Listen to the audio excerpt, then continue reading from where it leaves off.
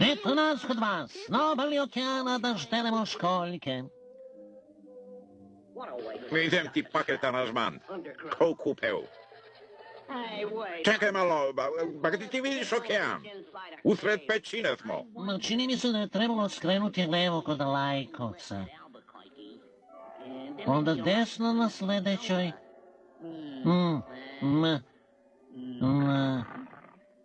Ma nismo valjda mnogo pogrešili. Ako sada... Sve je moje, je ti jasno, sve je moje, moje. Samo moje. Tornjić u rupu, tornjić, dole, ne stari, moje.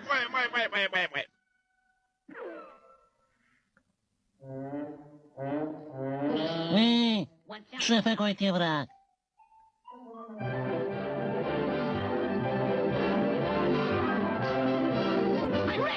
Bogat sam, dobro stojeći, juhu!